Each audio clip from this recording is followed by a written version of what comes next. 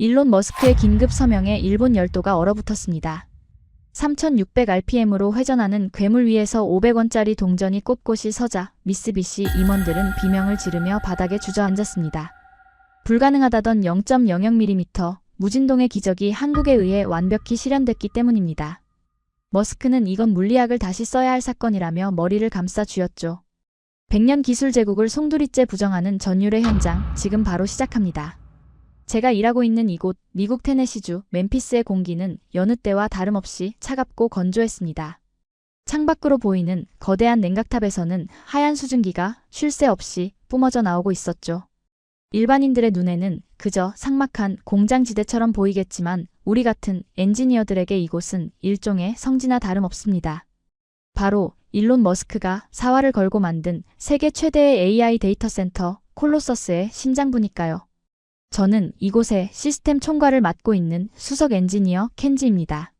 제 손끝 하나에 엔비디아의 최신형 AI 반도체 10만 개가 춤을 춥니다. 솔직히 말씀드리면 저는 꽤나 거만한 사람이었습니다. 일본 미쓰비시 중공업에서 20년간 터빈을 설계했고 그 실력을 인정받아 이곳 실리콘밸리 제국의 한복판으로 스카웃되었으니까요. 제 책상 위에는 늘 그렇듯 식어버린 에스프레소 한 잔과 3개의 모니터가 놓여 있었습니다. 모니터 화면 속 그래프들은 마치 잔잔한 파도처럼 안정적인 초록색 곡선을 그리고 있었죠. 그 평온한 그래프를 보며 저는 묘한 우월감에 젖어 있었습니다. 왜냐고요? 이 거대한 AI 괴물에게 전기를 먹여 살리는 발전 설비가 바로 제 조국인 일본 미쓰비시의 기술력을 바탕으로 설계되었기 때문입니다. 완벽해. 역시 기계는 거짓말을 하지 않아. 저는 의자를 뒤로 젖히며 혼잣말을 내뱉었습니다.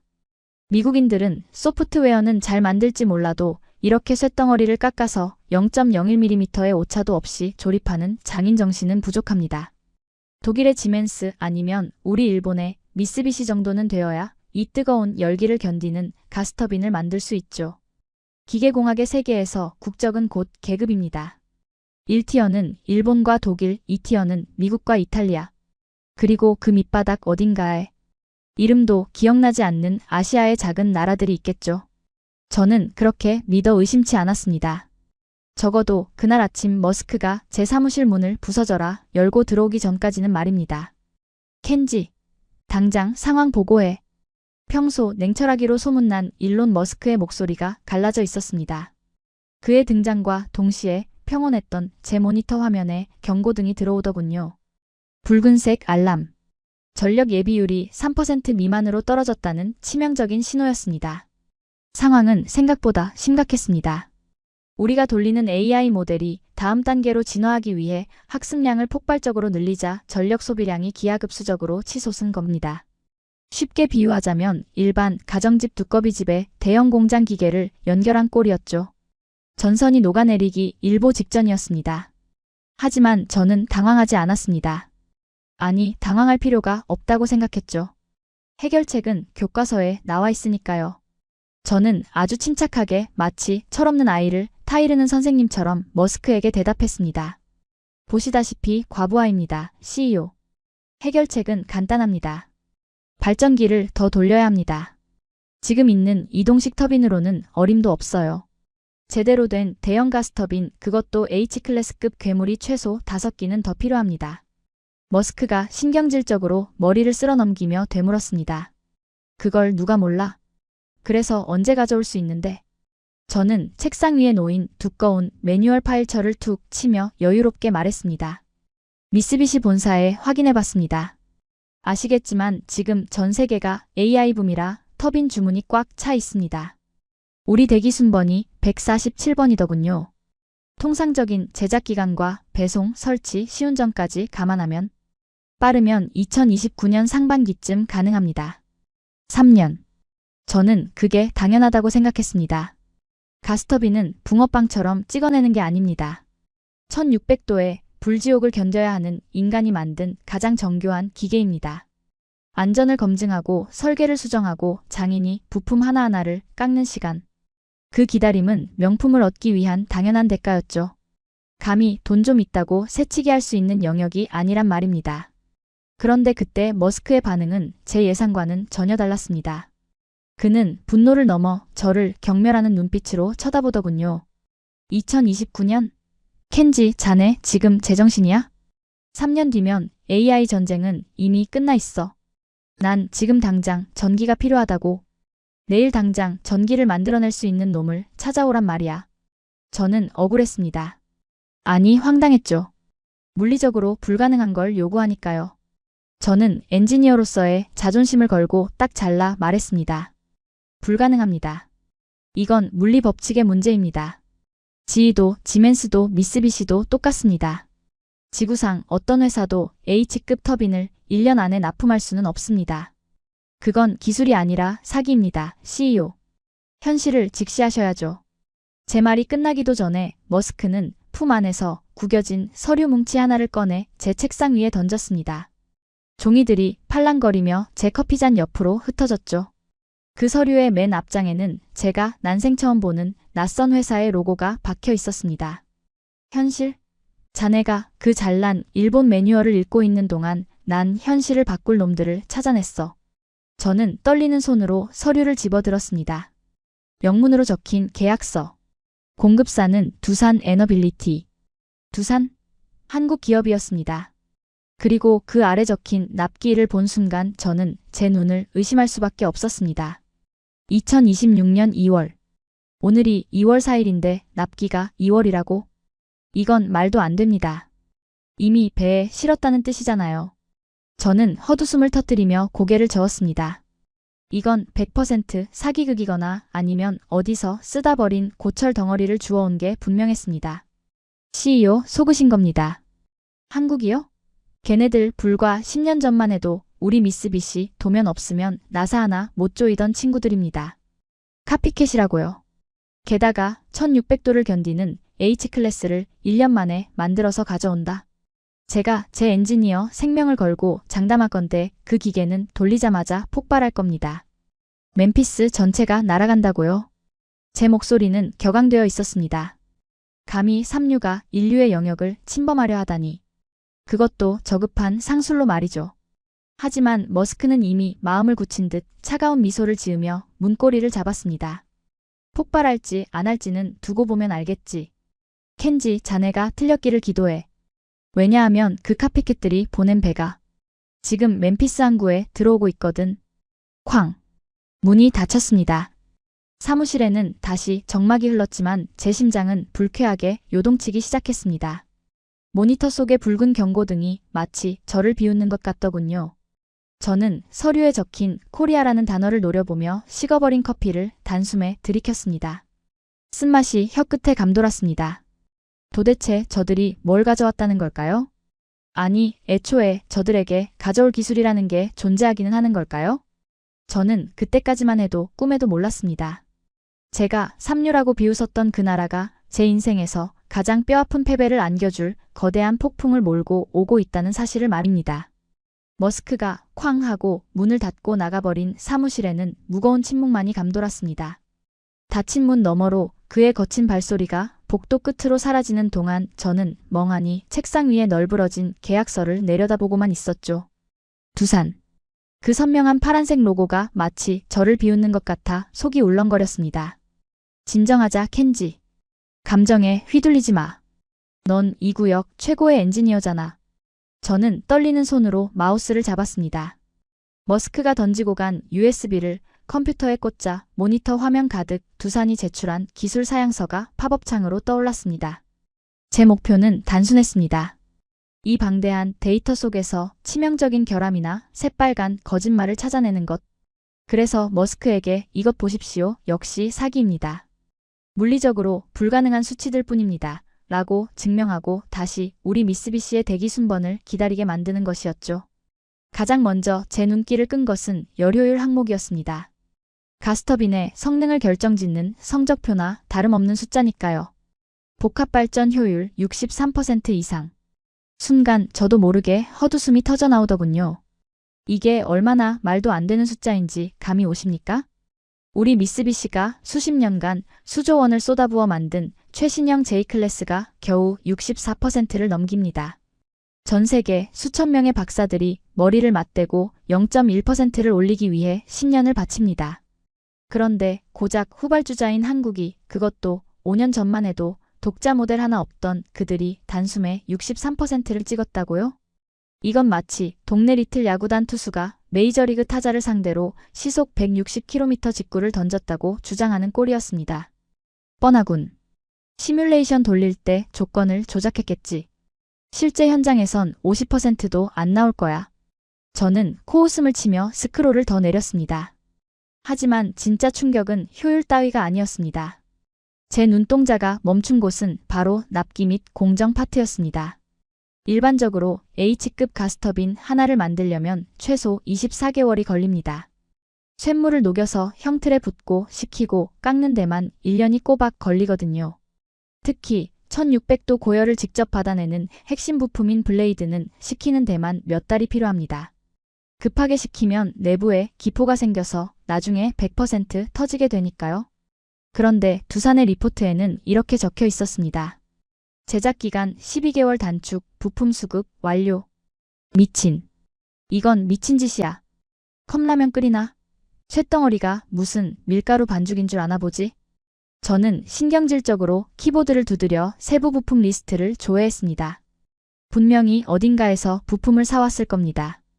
1년 만에 조립하려면 이미 만들어진 남의 부품을 가져오는 수밖에 없으니까요. 저는 속으로 쾌재를 불렀습니다. 분명 우리 미쓰비시나 독일 지멘스의 구형 재고 부품을 긁어모았겠지. 그걸 짜집기해서 신제품인 척 포장한 거야. 딱 걸렸어. 이건 기술적 표절로 소송감이다. 하지만 모니터에 뜬 공급사 목록을 확인한 순간 제 등줄기로 식은땀 한 방울이 흘러내렸습니다.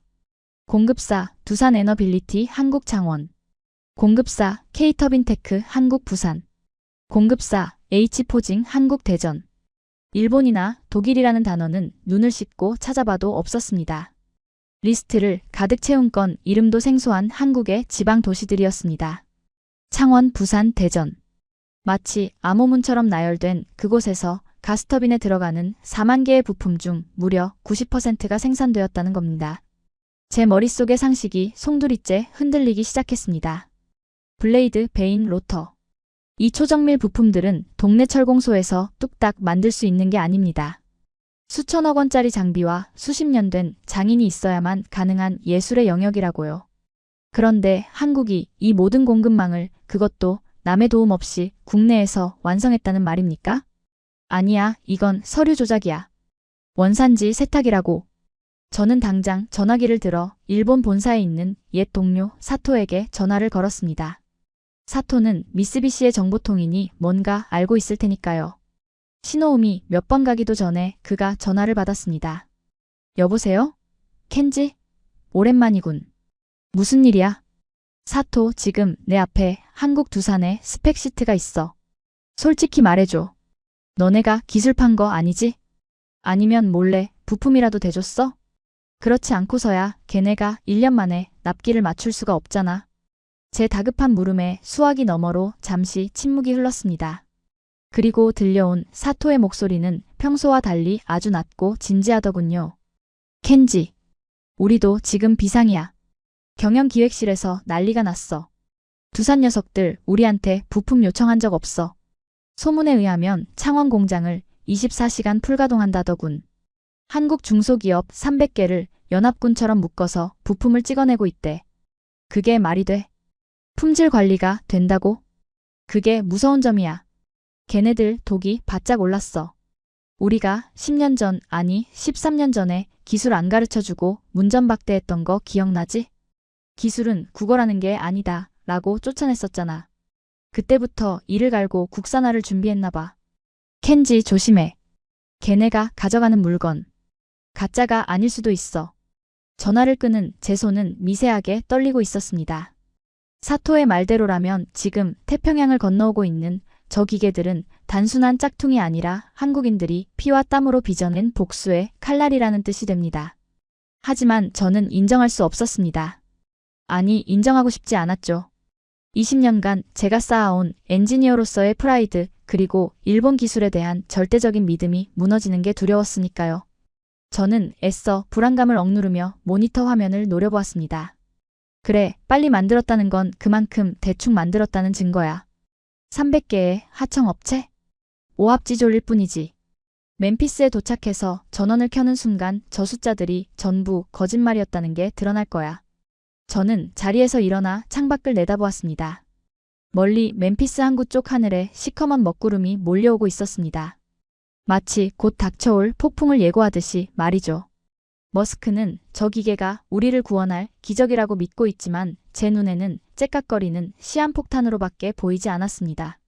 과연 누가 옳았을까요? 100년의 역사를 가진 저의 경험일까요? 아니면 불과 10년 만에 기적을 만들었다고 주장하는 저들의 패기일까요? 답은 곧 밝혀질 겁니다. 그 불청객들이 멤피스 땅을 밟는 순간 말입니다. 그로부터 정확히 이틀 뒤 멤피스 현장에 그들이 도착했습니다. 저는 팔짱을 낀 채 데이터 센터 입구에 서서 저 멀리 지평선 너머로 다가오는 트레일러 행렬을 지켜보고 있었습니다. 솔직히 말해서 저는 그 순간까지도 일말의 기대를 하고 있었습니다. 급조된 기계들이 배송 중에 파손되었거나 포장을 뜯었을 때 여기저기 녹이 슬어있는 촌극이 벌어지기를 바랬죠. 그래야 제가 머스크에게 거보십시오. 싸구려가 다 그렇죠. 라고 말할 명분이 생기니까요. 하지만 제 기대는 트레일러가 정문을 통과하는 순간부터 산산조각 나기 시작했습니다. 보통 건설 현장에 들어오는 중장비들은 기름때가 묻어있거나 투박한 나무 상자에 담겨오기 마련입니다. 그게 이 바닥의 상식이죠. 그런데 두산의 트레일러 위에 실린 5기의 가스터빈은 마치 애플 스토어에서 막 꺼낸 신제품처럼 하얀색 특수 방수막으로 진공 포장되어 있었습니다. 그 매끈한 표면 위에는 파란색 두산 로고와 태극기가 아주 선명하게 인쇄되어 있더군요.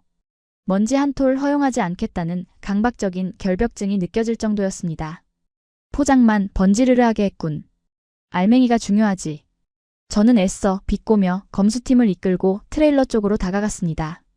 그때 인솔 차량에서 한국 측 엔지니어들이 내렸습니다. 그리고 그들의 첫인상은 제가 20년 전 기억하고 있던 한국 아저씨들의 이미지와는 너무나 달랐습니다.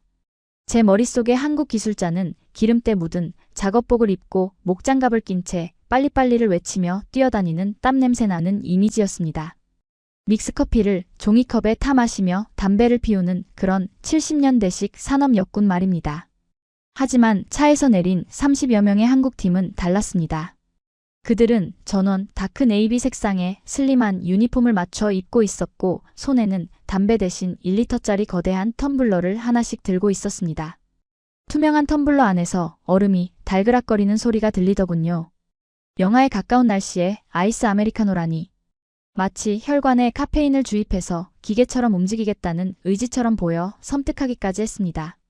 그들의 리더로 보이는 남자가 제게 다가왔습니다. 30대 중반쯤 되어 보이는 젊은 팀장 박이었습니다. 반갑습니다, 켄지 씨. 우린 준비됐습니다. 그의 영어는 유창했고 태도는 기분 나쁠 정도로 차분했습니다. 보통 납기가 1년이나 단축된 현장에 오면 허둥지둥하거나 긴장한 기색이 역력해야 정상입니다. 하지만 박 팀장의 눈빛은 마치 산책 나온 사람처럼 건조했죠.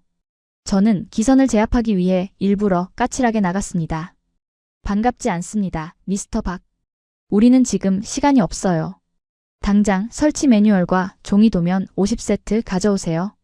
우리 검수팀이 하나하나 대조해봐야 하니까. 보통 이러면 트럭에서 종이 뭉치를 꺼내느라 진땀을 뺍니다.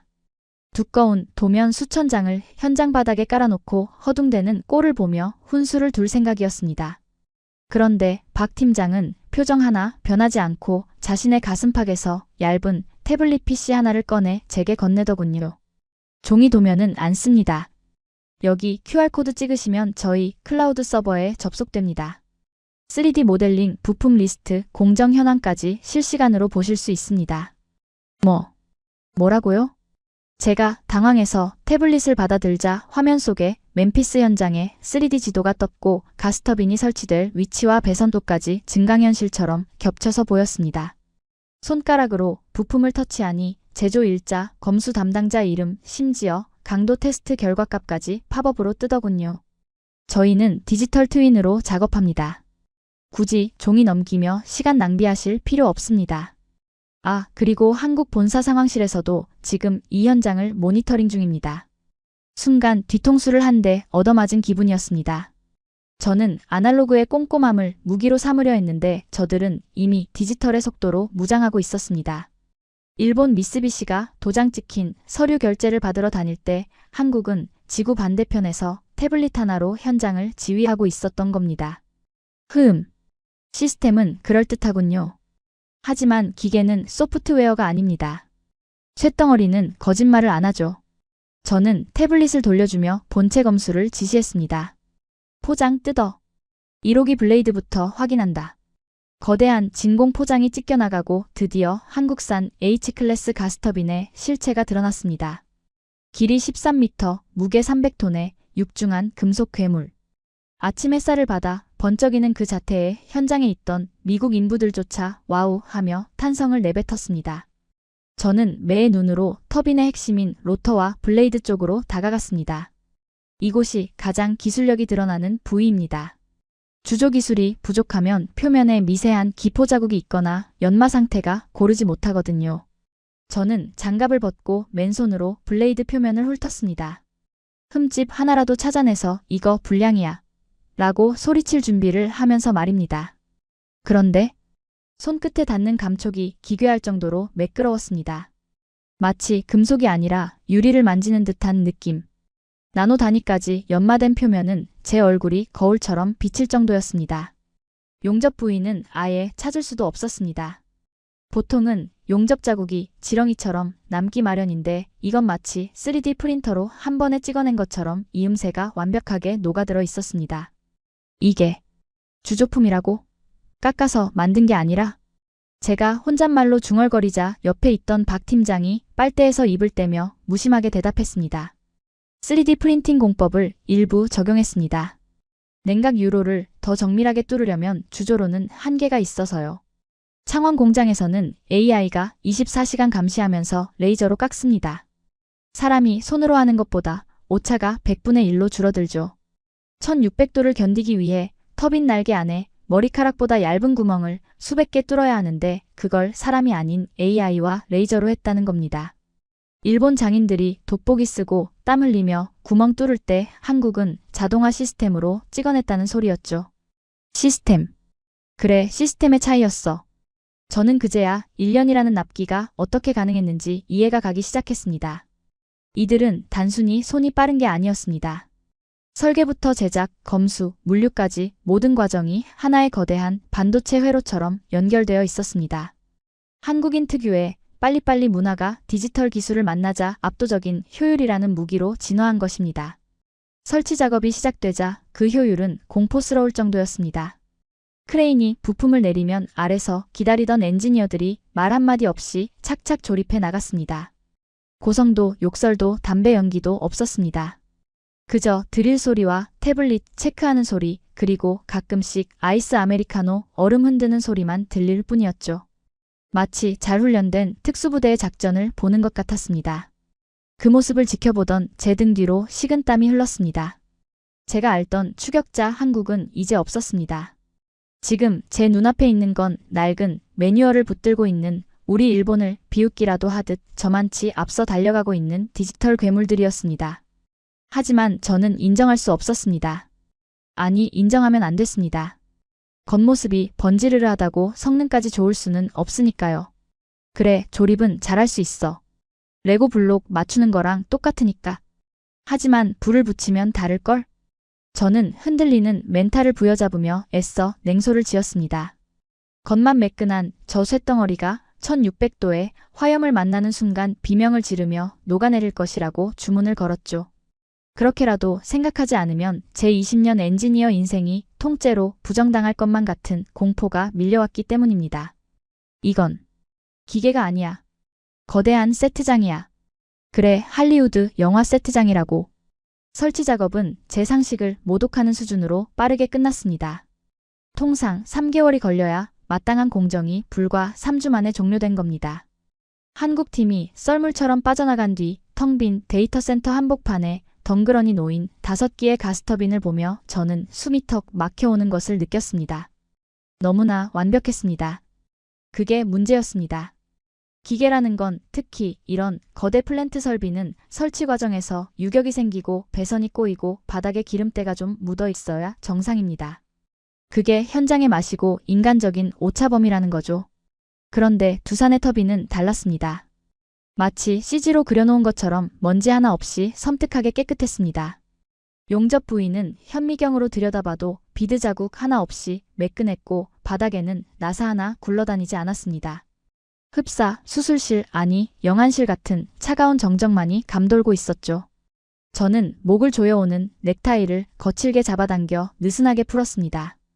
갑자기 밀려오는 현기증에 비틀거리며 터빈의 외벽을 짚었지만 손바닥에 전해지는 건 차가운 금속의 냉기뿐이더군요. 식은땀이 셔츠 등판을 축축하게 적시고 위장 깊은 곳에서부터 알 수 없는 구토감이 치밀어 올랐습니다. 인정할 수 없었습니다. 인정하는 순간 제가 평생을 바쳐 믿어온 일본 기술 제일주의라는 견고한 성벽이 모래성처럼 무너지는 꼴이 되니까요. 찾아내. 반드시 결함을 찾아내야 해. 하드웨어가 완벽하다면 분명 소프트웨어에서 눈속임을 했을 거야. 저는 먹잇감을 찾는 하이에나처럼 눈을 번뜩이며 중앙통제실로 뛰어 들어갔습니다. 제 목표는 단 하나, 그들의 제어 로직을 뜯어내 치명적인 오류를 찾아내는 것.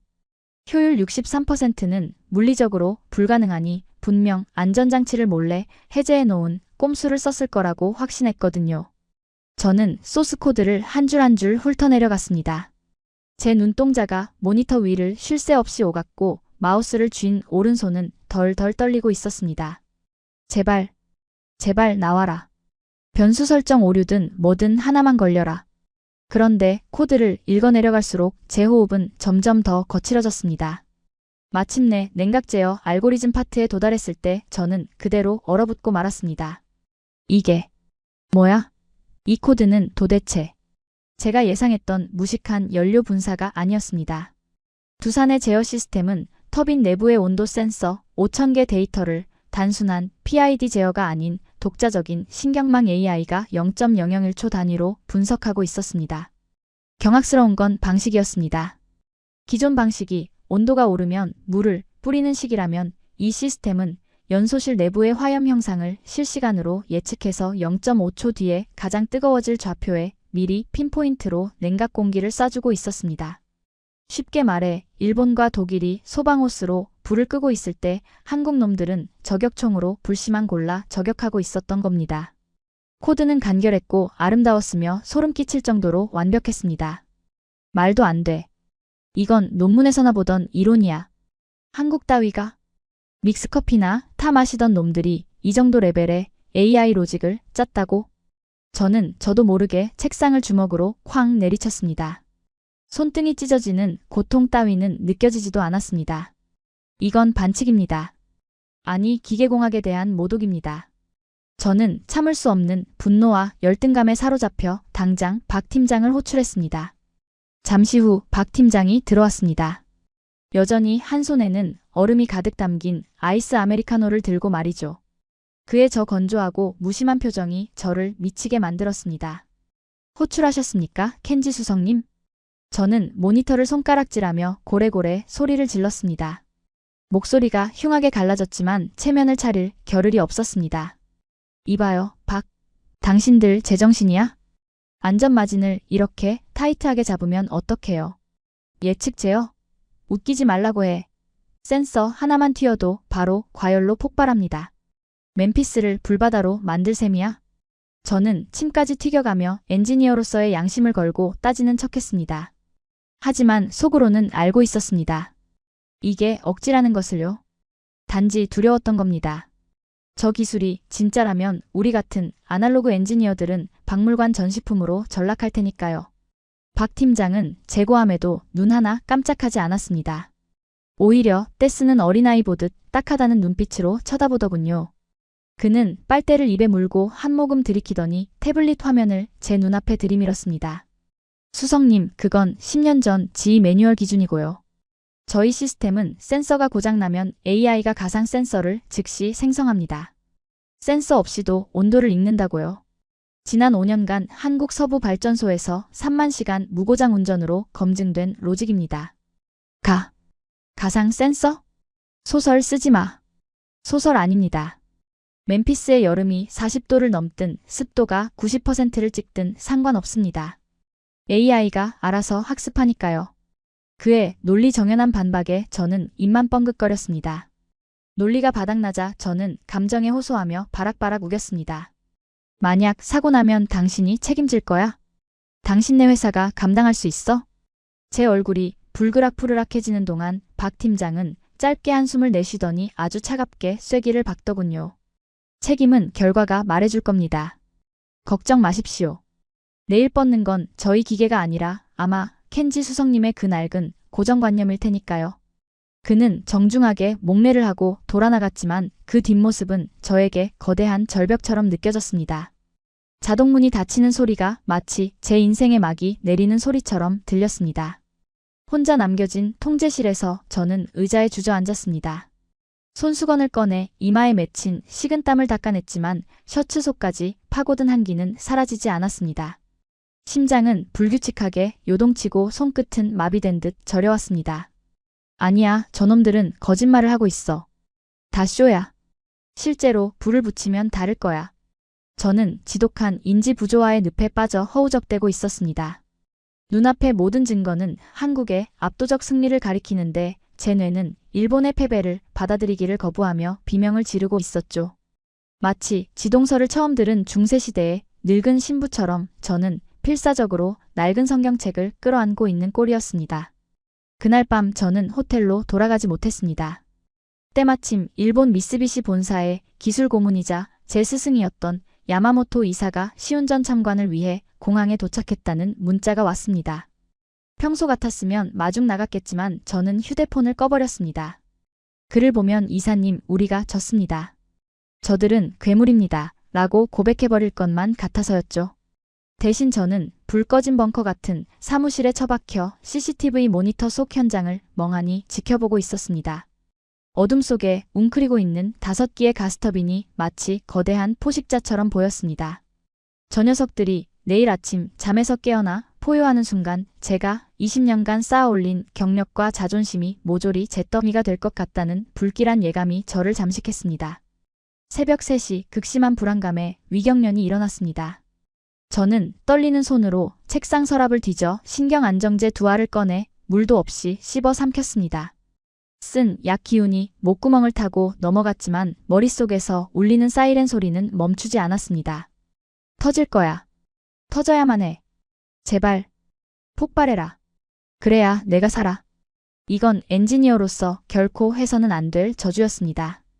내일 사고가 나면 수천억 원이 날아가고 사람이 다칠 수도 있습니다. 하지만 그때 저는 너무나도 비겁하고 약해 빠진 인간이었습니다. 한국이 실패하기를, 그래서 내일 현장이 아수라장이 되기를 바라는 그 추악한 마음만이 제가 붙들 수 있는 유일한 동아줄이었으니까요. 창밖이 푸르스름하게 밝아오고 있었습니다. 결전의 날, 운명의 아침이 밝아오고 있었죠. 저는 충혈된 눈을 비비며 마지막 보고서를 작성하기 시작했습니다. 보고서의 제목은 두산 가스터빈 시운전 실패 예상 시나리오. 내용은 온통 진동과다, 블레이드 파손, 데이터 센터, 전력망 붕괴 같은 자극적이고 공포스러운 단어들로 채워 넣었습니다. 팩트는 하나도 없었습니다. 오직 제 공포심이 만들어낸 망상뿐이었죠. 타자기를 두드리는 제 손가락 끝이 덜덜 떨렸습니다. 엔터키를 누를 때마다 제 양심이 비명을 질렀지만 저는 멈추지 않았습니다. 이것이 제 마지막 자존심이자 다가올 참혹한 현실로부터 도망치기 위한 처절한 방패막이었으니까요. 과연 이 얇은 종이 쪼가리가 한국의 거대한 창을 막아낼 수 있을까요? 아니면 산산조각나며 저를 찔러버릴까요? 먼동이 터오는 창밖으로 한국 엔지니어들이 탄 버스가 현장으로 들어오는 불빛이 보였습니다. 마치 저승사자의 행렬처럼 보였습니다. 심장이 갈비뼈를 부러뜨릴 듯이 쿵쾅거렸습니다. 이제 심판의 시간이 왔습니다. 아침 8시. 운명의 시간은 잔인할 정도로 정확하게 찾아왔습니다.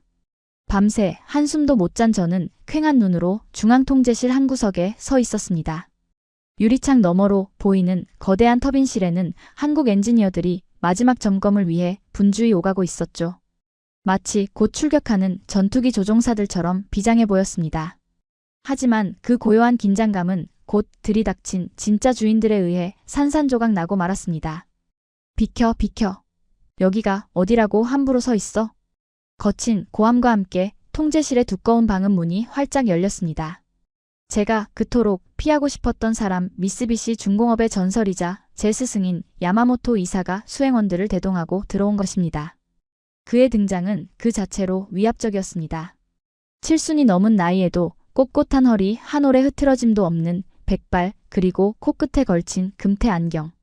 그는 마치 자신의 영지에 시찰 나온 영주처럼 오만하게 주변을 둘러보더군요. 저를 포함한 모든 미쓰비시 파견 직원들이 일제히 허리를 90도로 굽혔습니다. 오셨습니까, 이사님? 하지만 야마모토 이사는 우리의 인사를 받는 둥 마는 둥 하더니 곧장 메인 콘솔 앞에 앉아있는 박 팀장에게 성큼성큼 다가갔습니다. 그리고는 다짜고짜 박 팀장이 보고 있던 모니터를 자신의 지팡이 끝으로 툭툭 쳤습니다. 이봐, 자네. 여기가 어딘 줄 알고 감히 앉아있나? 상석은 주인이 앉는 곳이야. 비켜. 그것은 명백한 하대였습니다. 박 팀장이 천천히 고개를 들어 그를 쳐다보자 야마모토 이사는 코웃음을 치며 뒤따라 들어온 일론 머스크를 향해 고개를 돌렸습니다. 미스터 머스크, 정말 실망이 큽니다. 아무리 급하셔도 그렇지 어떻게 검증도 안 된 장난감을 이 귀한 데이터 센터에 드립니까? 이건 도박이 아니라 자살행위입니다. 통제실의 공기가 순식간에 얼어붙었습니다. 머스크는 팔짱을 낀 채 무표정하게 껌을 씹으며 야마모토를 응시했습니다. 장난감이라.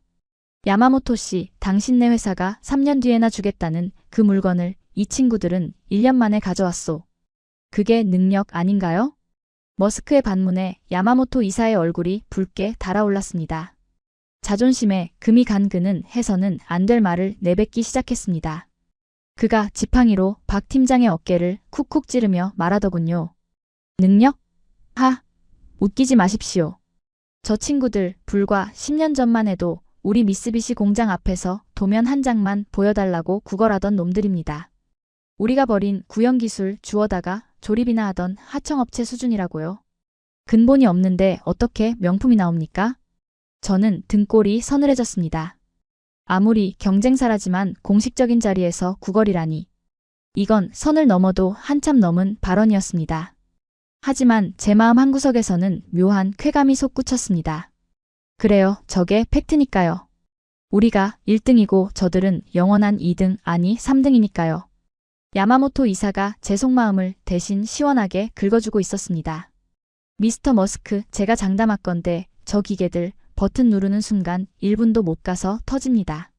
1600도? 쟤네 합금 기술로는 어림도 없어요.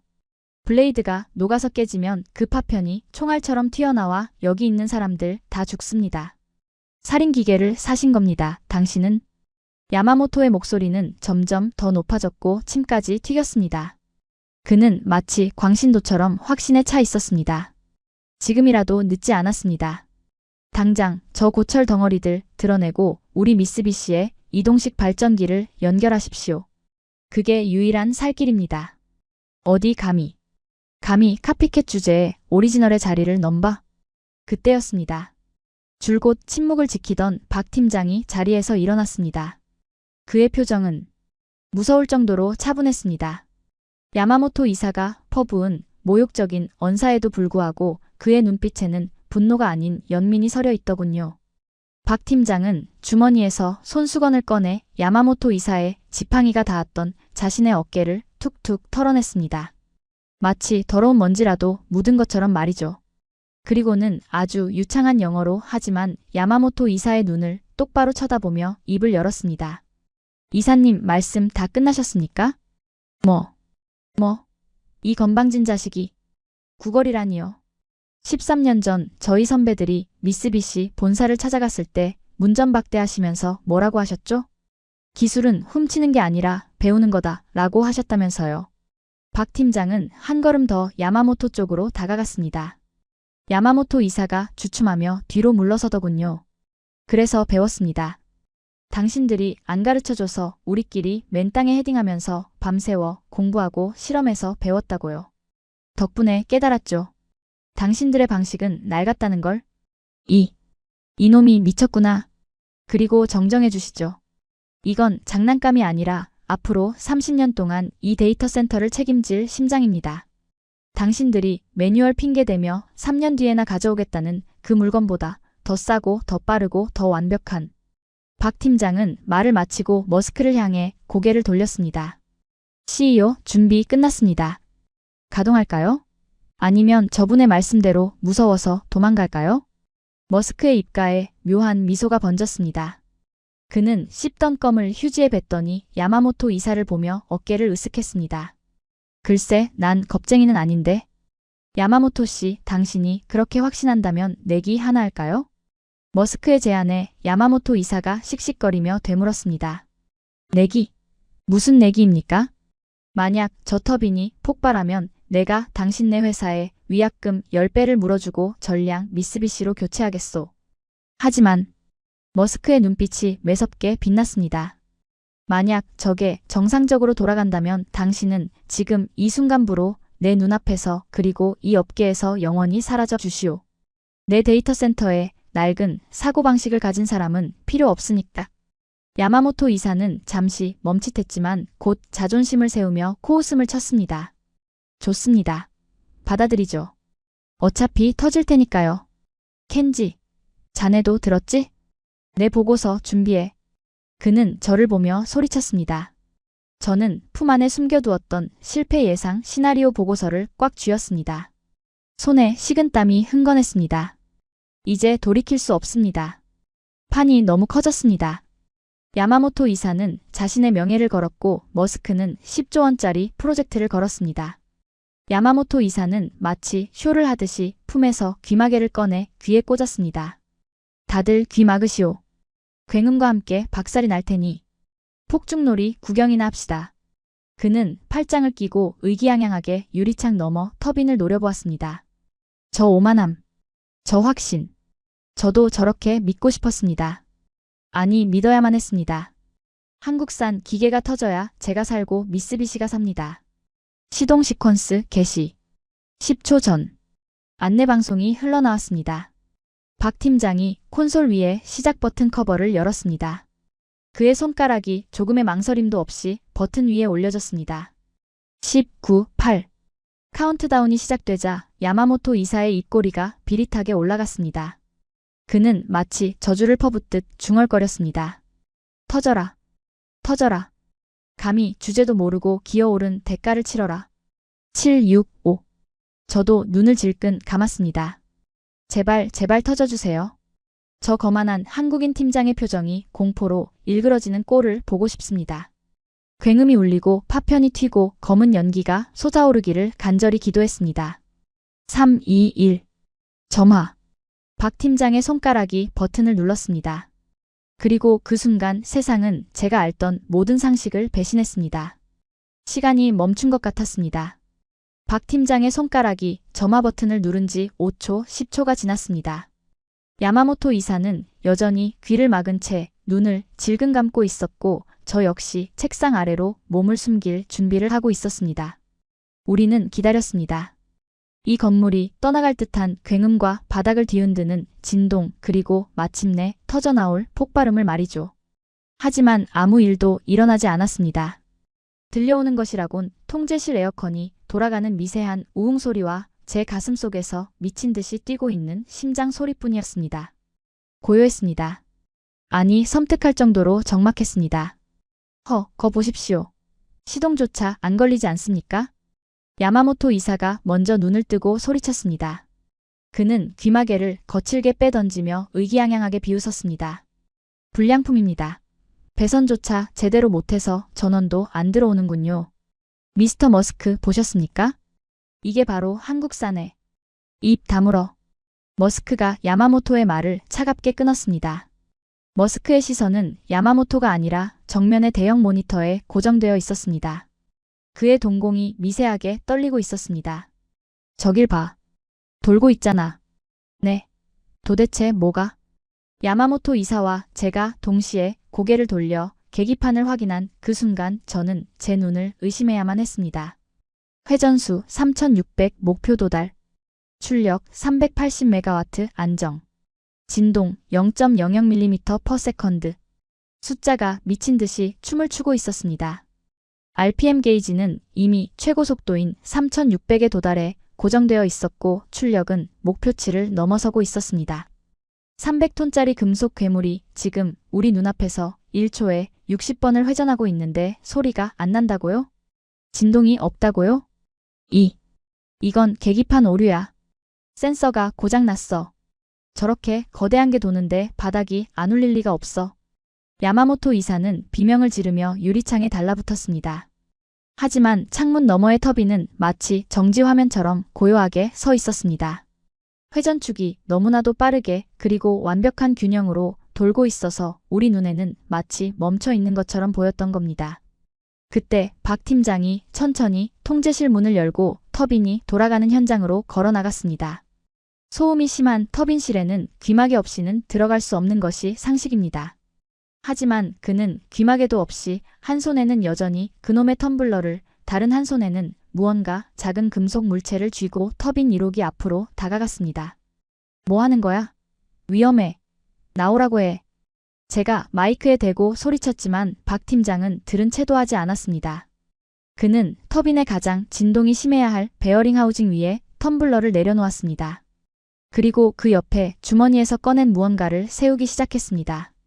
카메라가 그 장면을 줌인해서 대형 모니터에 띄웠습니다. 그것은 한국 돈 500원짜리 동전이었습니다. 미친. 지금 저기서 동전 세우기를 하겠다고? 저도 모르게 헛웃음이 나왔습니다.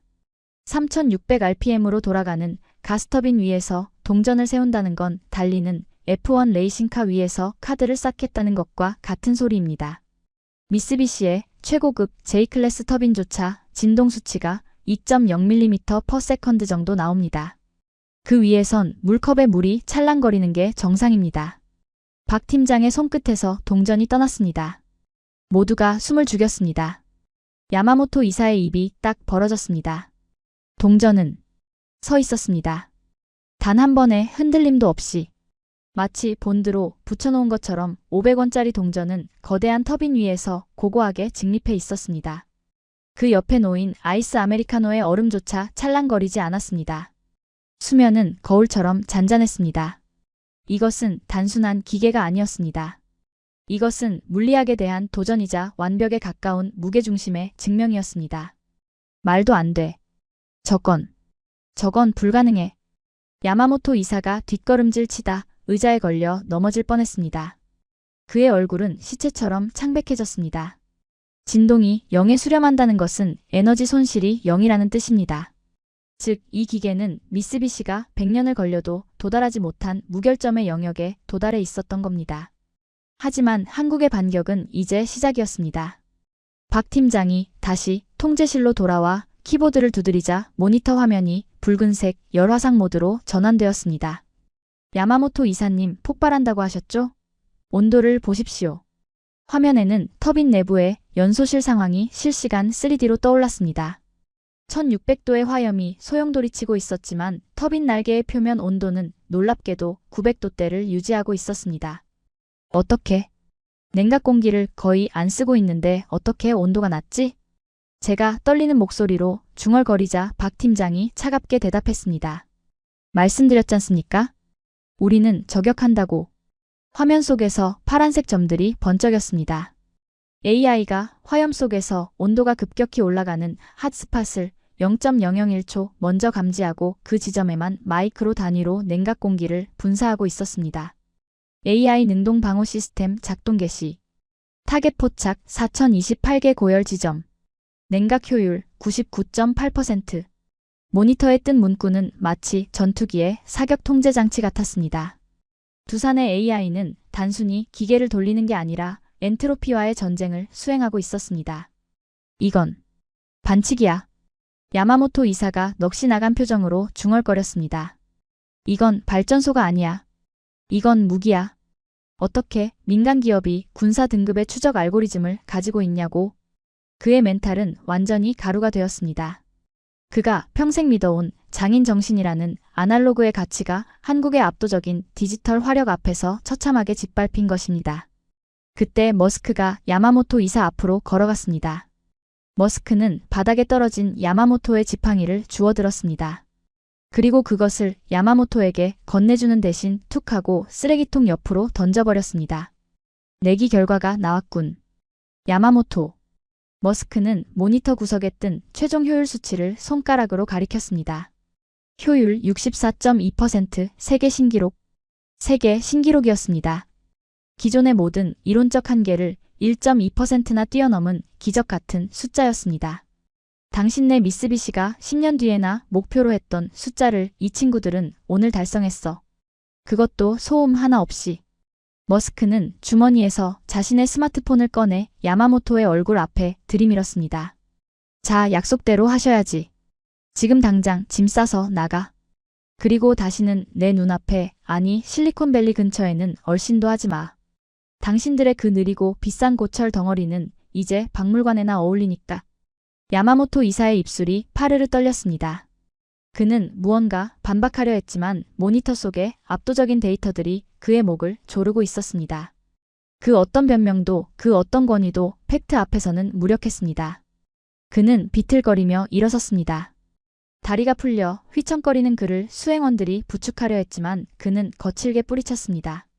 그리고 마지막으로 터빈을 그 얄미울 정도로 고요하게 돌아가는 한국산 기계를 노려보았습니다.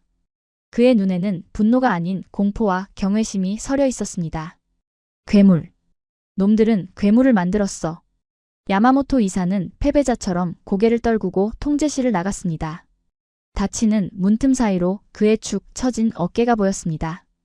100년 기술 제국 일본의 자존심이 오늘 이곳 멤피스에서 한국의 500원짜리 동전 하나에 무릎을 꿇은 것입니다.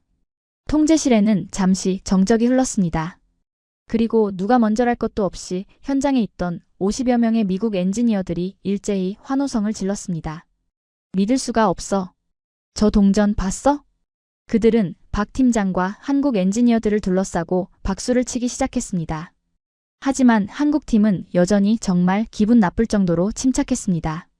박 팀장은 쏟아지는 찬사 속에서도 그저 텀블러의 얼음을 아그작 씹으며 태블릿에 뜬 다음 스케줄을 확인하고 있었습니다.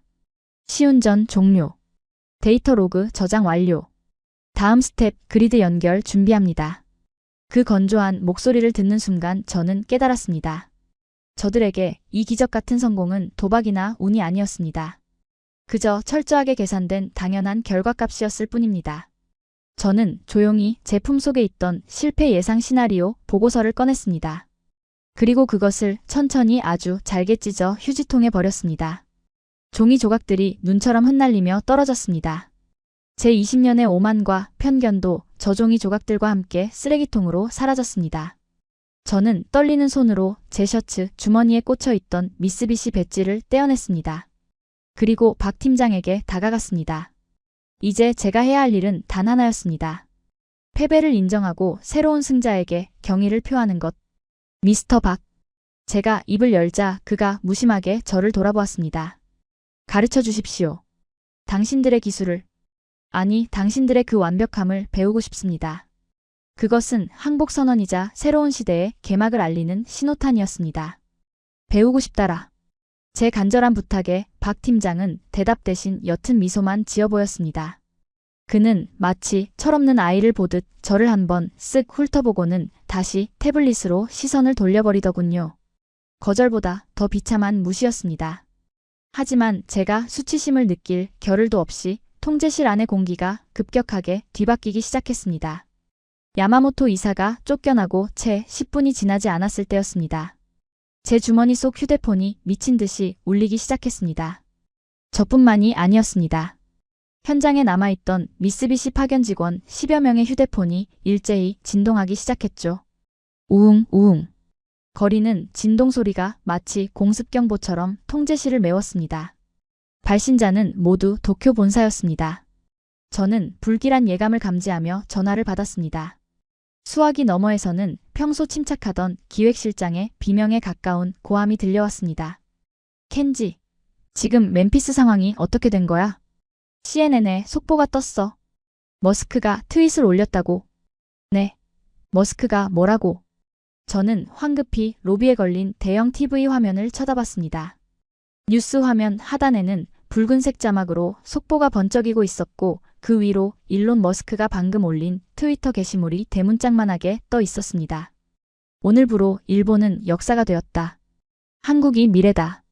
미쓰비시? 너무 느리고 비싸고 무겁다. 두산이 새로운 에너지의 왕이다. 단 3문장. 그 파괴력은 핵폭탄급이었습니다. 주가가 녹아내리고 있어. 개장 30분 만에 14%가 빠졌다고. 시가총액 5조 엔이 증발했어. 주주들이 본사로 몰려오고 난리야. 켄지 제발 뭐라도 해봐. 오보라고 말하란 말이야. 전화기 너머의 아비규환이 생생하게 전해졌습니다. 하지만 저는 아무 말도 할 수 없었습니다. 눈앞에서 무결점으로 돌아가고 있는 저 괴물 같은 한국 기계가 팩트인데 제가 무슨 수로 오보라고 우기겠습니까? 늦었습니다, 실장님. 머스크는 이미 마음을 굳혔습니다. 야마모토 이사는 쫓겨났고요. 뭐? 이사가 쫓겨나? 으악. 수화기 너머로 무언가 와장창 깨지는 소리가 들리더니 전화가 끊겼습니다. 통제실 구석에 모여있던 미쓰비시 직원들은 사색이 되어 바닥에 주저앉거나 머리를 감싸 쥐고 있었습니다.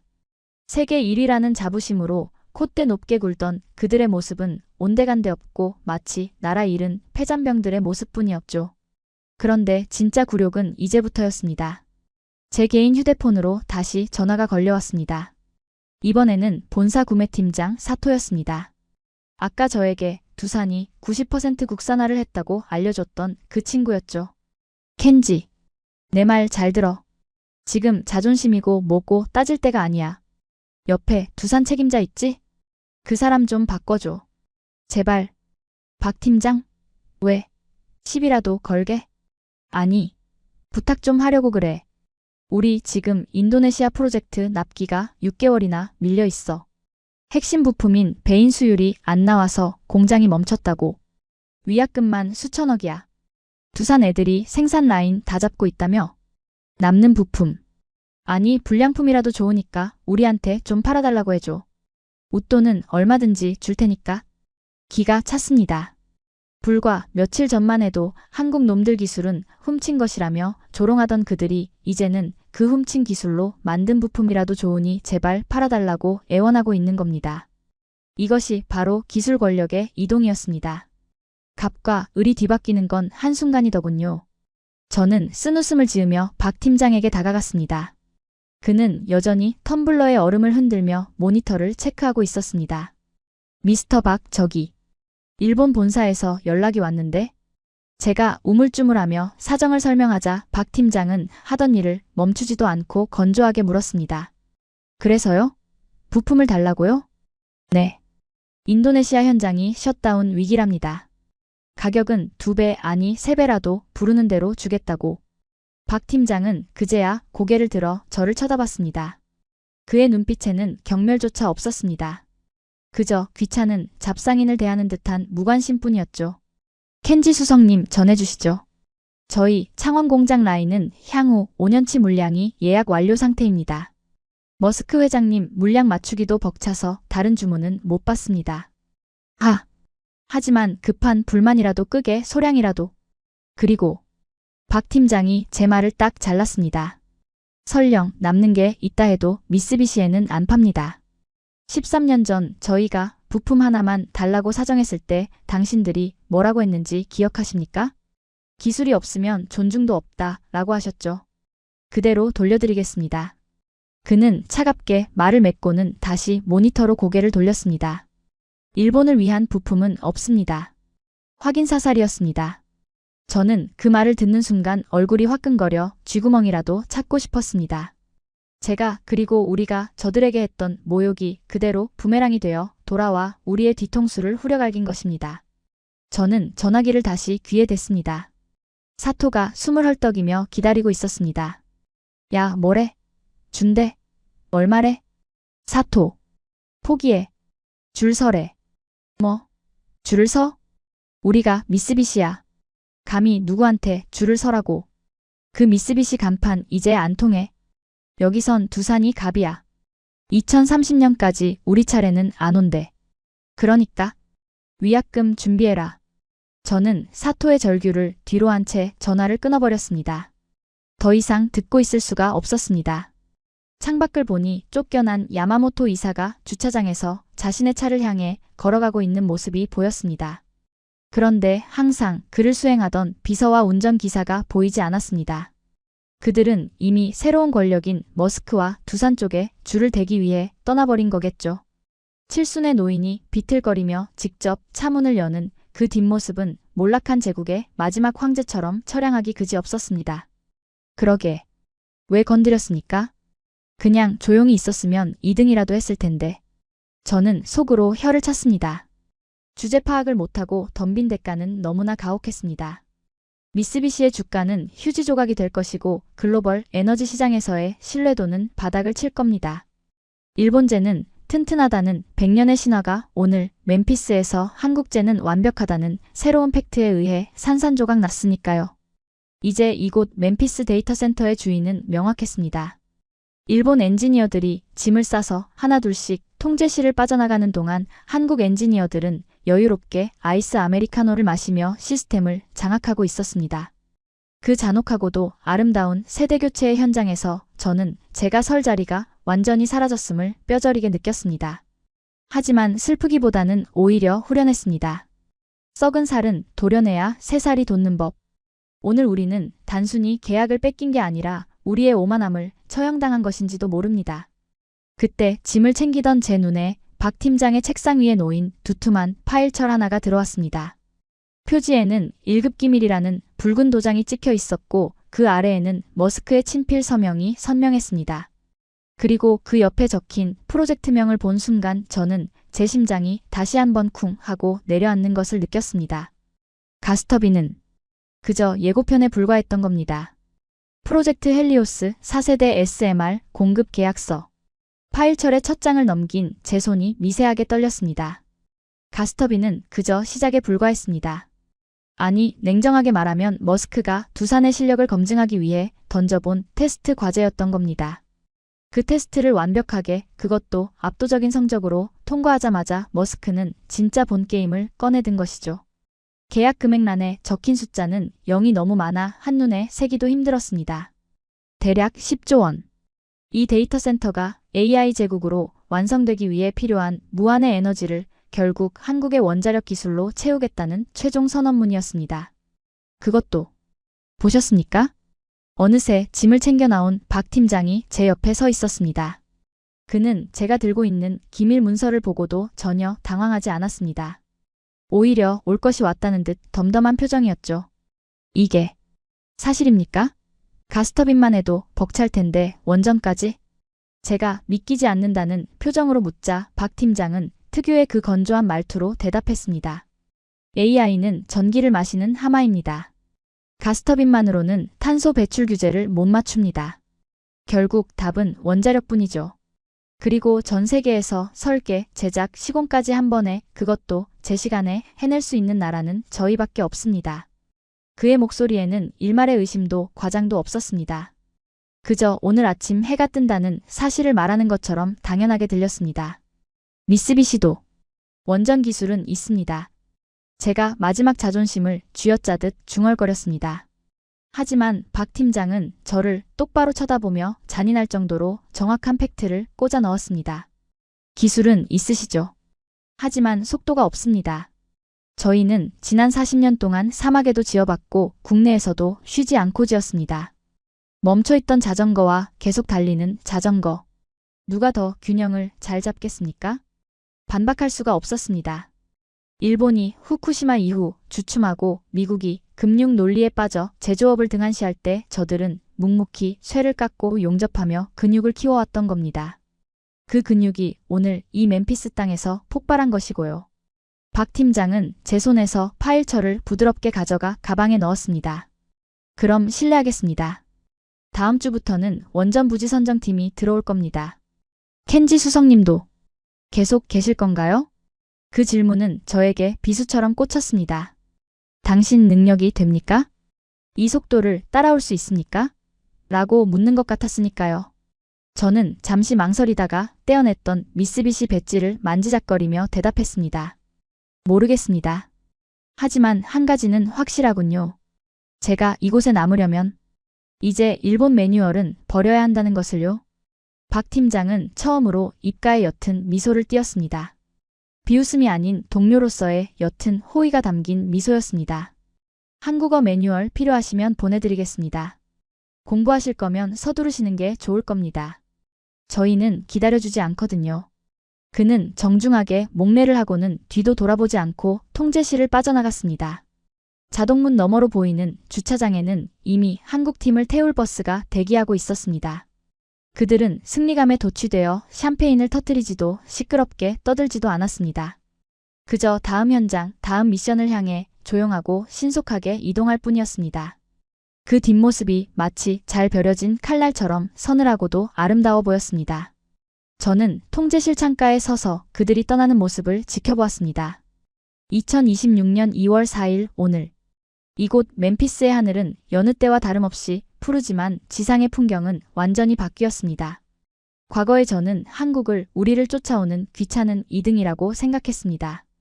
우리가 가르쳐줘야 할 대상, 우리가 쓰다 버린 기술을 주워 먹는 카피캣이라고 비웃었죠. 하지만 그건 저의 아니 우리 일본의 거대한 착각이었습니다. 그들은 2등이 아니었습니다. 그들은 우리가 잠시 멈춰 서서 과거의 영광을 되새김질하고 있을 때 운동화 끈을 조여 매고 우리를 추월해 저만치 앞서 달려가고 있는 젊은 거인이었습니다. 지금 제 눈앞의 모니터에서는 한국산 가스터빈 5기가 3600rpm으로 그 어떤 진동도 없이 완벽하게 돌고 있습니다. 저 소름 끼치는 정적이야말로 대한민국이 전 세계 엔지니어들에게 보내는 가장 강력한 경고장이자 초대장입니다. 저는 책상 서랍을 열어 20년 동안 고이 모셔두었던 미쓰비시의 사원 수첩을 꺼냈습니다. 낡고 손때 묻은 그 수첩을 쓰레기통에 던져 넣으며 저는 휴대폰을 들어 서점 앱을 켰습니다. 검색창에 입력한 단어는 한국어. 살아남고 싶다면 배워야 합니다. 인정해야 합니다. 이제 에너지의 표준은, 기술의 표준은 도쿄나 베를린이 아니라 서울과 창원에 있다는 것을요. 해는 서쪽으로 지고 있지만 데이터 센터의 불빛은 그 어느 때보다 밝게 타오르고 있습니다. 저 불빛을 만든 건 나의 조국이 아니지만 저는 경외감을 담아 박수를 보낼 수밖에 없습니다. 기술에는 국경이 없다지만 1등에게는 분명한 국적이 있으니까요. 오늘 이야기 어떠셨습니까? 우리는 종종 잊고 삽니다. 우리가 매일 마시는 커피 한 잔 무심코 켜는 전등 불빛 속에 얼마나 치열한 기술 전쟁이 숨어 있는지를요. 그리고 그 전쟁의 최전선에서 대한민국이 얼마나 압도적인 무기로 세계를 놀라게 하고 있는지를 말입니다. 오늘 멤피스에서 들려온 기계음 없는 굉음은 누군가에게는 공포였겠지만 우리에게는 가슴 벅찬 자부심이었습니다. 13년 전 문전박대를 당하던 서룸은 이제 전 세계가 줄을 서서 기다리는 K기술의 신화로 바뀌었습니다. 하지만 기억하십시오. 켄지 수석의 마지막 독백처럼 그들은 샴페인을 터뜨리지 않았습니다. 승리에 도취되는 순간 우리 또한 누군가에게 추월당할 수 있다는 것을 그들은 알고 있기 때문입니다. 지금 이 순간에도 지구촌 어딘가에서 묵묵히 밤을 새우며 완벽을 깎아내고 있을 대한민국의 모든 엔지니어들에게 경의를 표합니다. 오늘 이야기가 여러분의 심장을 뜨겁게 했다면 구독과 좋아요로 그들에게 박수를 보내주세요. 저는 다음 시간 더 놀라운 대한민국의 이야기로 찾아오겠습니다. 시청해주셔서 감사합니다.